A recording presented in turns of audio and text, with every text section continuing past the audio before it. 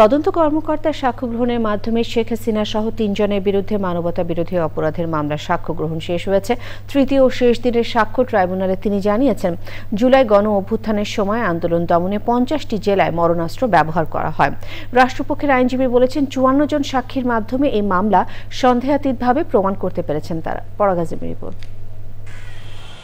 শেখ হাসিনা সহ 3 জনের বিরুদ্ধে মানবতা বিরোধী অপরাধের মামলায় 54তম ও সর্বশেষ সাক্ষী হিসেবে রোববার সাক্ষ্য দেওয়া শুরু করেন তদন্ত কর্মকর্তা মোহাম্মদ আলমগীর।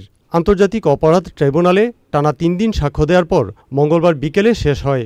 শেষ দিনের সাক্ষ্যে তিনি বিবিসি, আল জাজিরা সহ বেশ কিছু সংবাদ মাধ্যমের তৈরি প্রামাণ্যচিত্র আদালতে প্রদর্শন করেন। এছাড়া জাতীয় ও আন্তর্জাতিক গণমাধ্যমে প্রকাশিত প্রতিবেদনের তথ্য উপস্থাপন করেন। সারা দেশের 41টা ডিস্ট্রিক্টের 438টা স্পটে গুলি করে মানুষ হত্যা করা হয়েছে। 50টি জেলার বেশি জেলাতে মারণাস্ত্র ব্যবহার করা হয়েছে, যে গুলি করা হয়েছে আন্দোলন দমনে।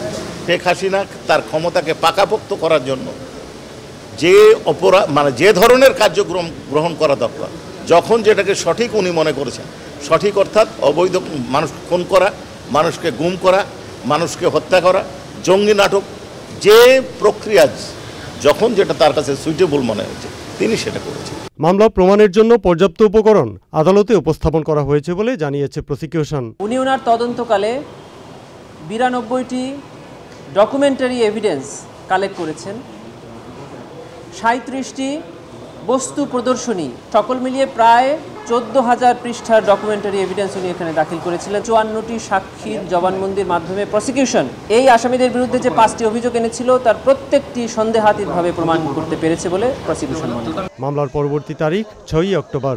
সাক্ষ্য গ্রহণ শেষ হওয়ার পর তদন্ত কর্মকর্তাকে জেরা শুরু করেছে আসামিপক্ষ। জেরা শেষ হওয়ার পর শুরু হবে যুক্তিতর্ক, আর যুক্তিতর্ক শেষ হলে মামলাটি থাকবে রায়ের জন্য অপেক্ষমান। পরাগ আজিম, চ্যানেল আই, আন্তর্জাতিক অপরাধ ট্রাইব্যুনাল, ঢাকা।